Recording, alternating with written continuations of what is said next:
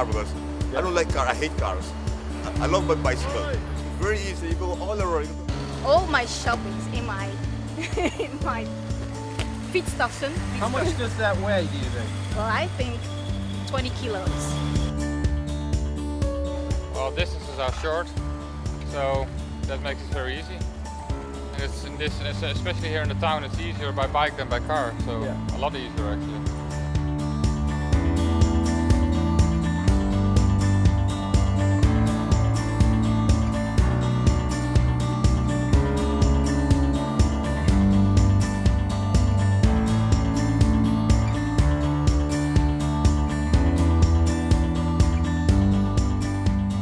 Okay, well, now we are in Groningen. I live here from 1979, so quite a long time. It's a town with 190,000 inhabitants, and 50,000 of all the people here are students. And so we have got a lot of young people in this town. This is, or was, a fortress town for 1,000 years. This was the town that guarded the routes into Germany. It's the fortress of the north. Consequences of that, and the city was contained within the military fortifications until very late in the 19th century. So there is no sprawl. It didn't expand outwards, which meant, of course, that now we say, hey, we've got a wonderful compact city and we can reach everything by foot or bicycle or whatever. Well, in 1972, Groningen get a left-wing local government, and that's the start of I think the bicycle culture. A small group of young, enthusiastic, left-wing ideological people and said, right, we're going to change everything radically. And one of the things they picked on was transport. And in September 1977 they introduced the traffic circulation plan, which means that the city centre was diverted in 4 different quarters. And that means that cars couldn't go from one quarter to the other quarter. They have to go around the city centre. But cyclists, buses, pedestrians, they can go through. You put a ring road around the inner city, you prevent traffic crossing the inner city, you divide it into sectors, you pedestrianize the centre, you move all your car parking out to the edge, you have park and ride schemes, etc., etc., etc.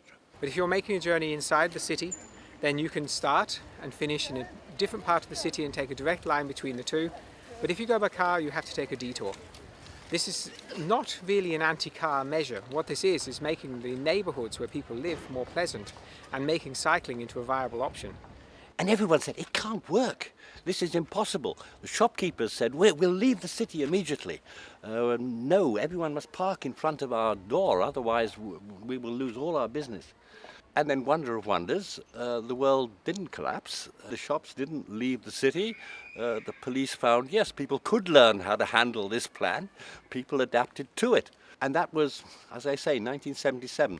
In the last couple of years, the area of calming traffic has increased. So nowadays, it's just normal that you go on the bike to the city centre.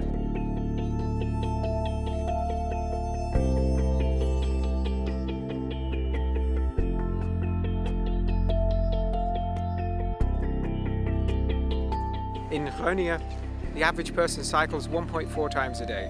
Okay, so that's how it goes. 10 times a week, people ride a bike somewhere.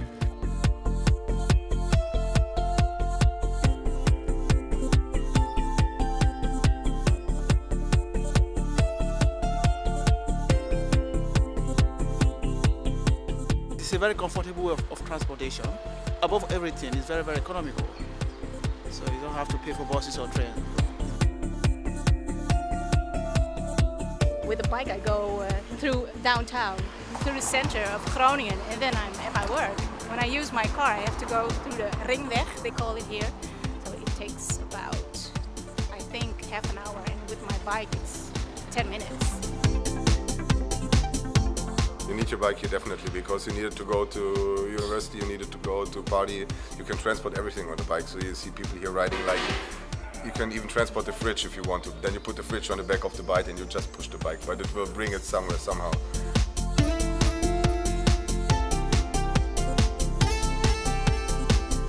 We are at the central station of Groningen. We call it Hoofdstation, main station.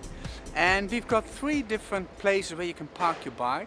Now we're just in front of the what we call Stadsbalkon, town balcony you can call it, with a free parking place for around about 5,000 bicycles.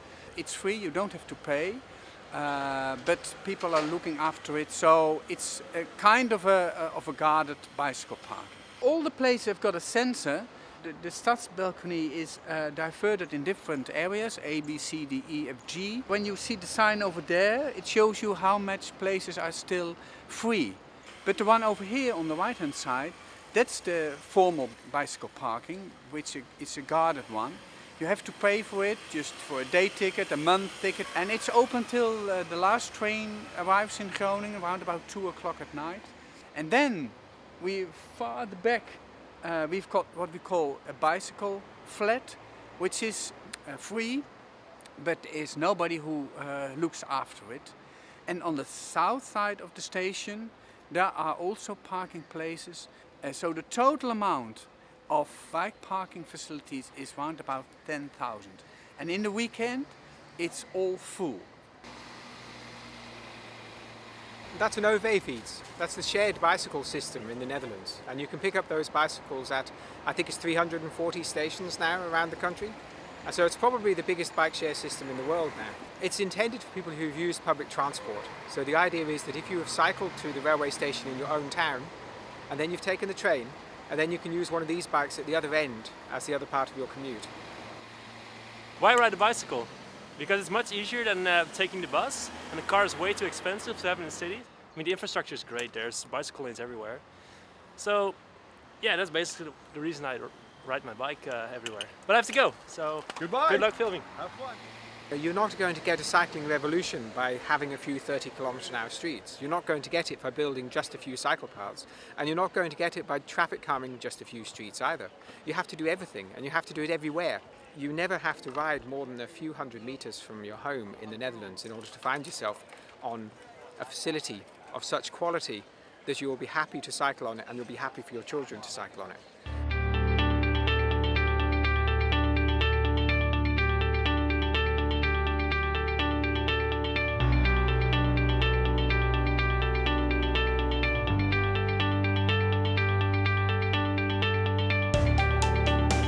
Try to make new areas around the town within a boundary of say 5 till 7 kilometers, and not that we've spread all the new areas far away from the town center. Out of a point of a compact city and the mobility aspects, it's much better taking the bike or walk into the town instead of using the car.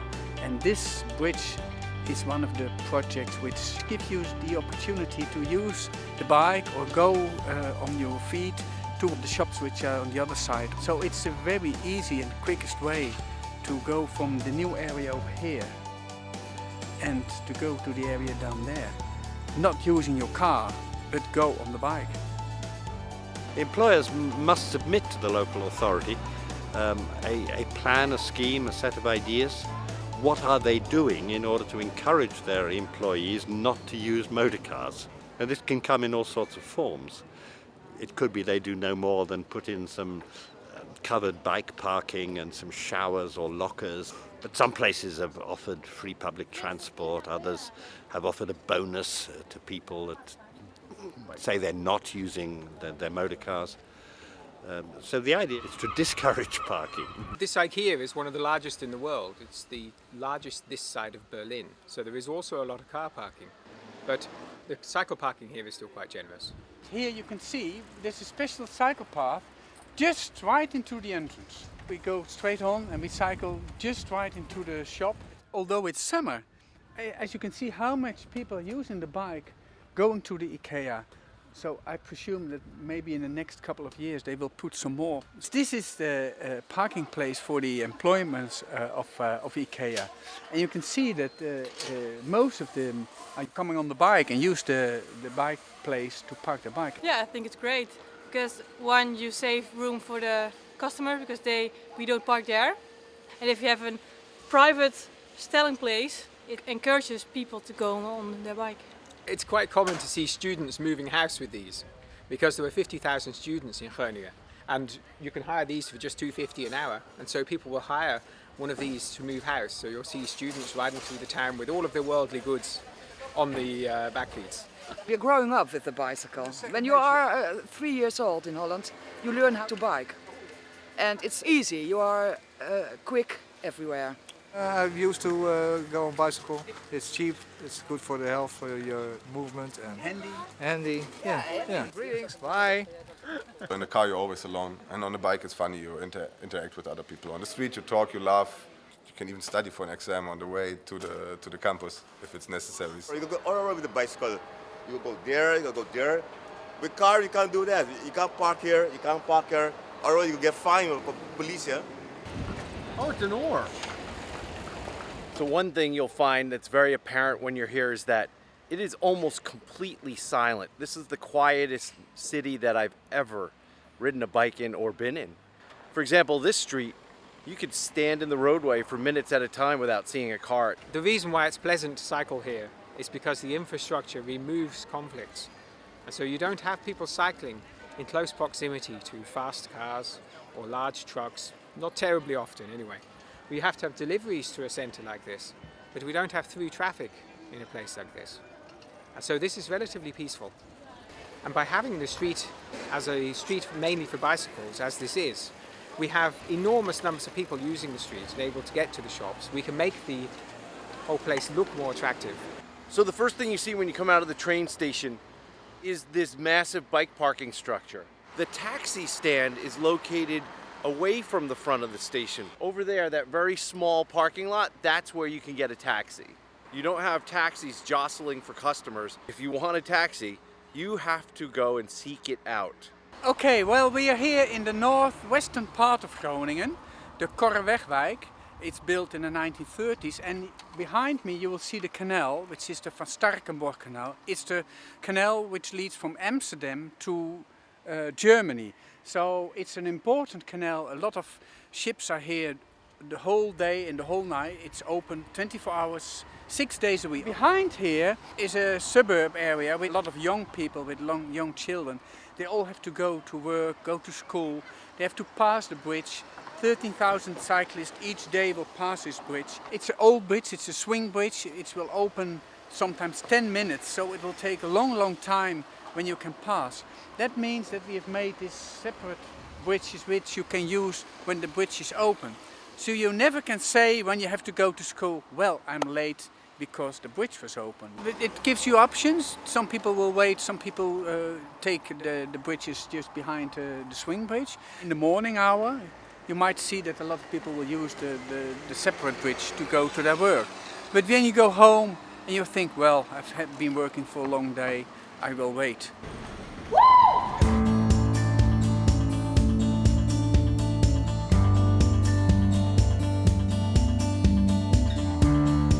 There are so many things that have been done to improve livability here in Groningen. As you have seen, everything is attainable by bike. Through smart transportation planning, all obstacles have been removed, and the result is a beautiful city that's quiet, healthy, and fun, and pleasant. Like say if you want to go to the movie theater, there are hundreds of bike parking spaces out front and hundreds more protected in a garage out back.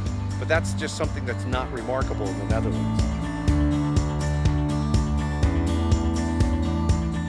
Look at the quality of the pathways throughout the city.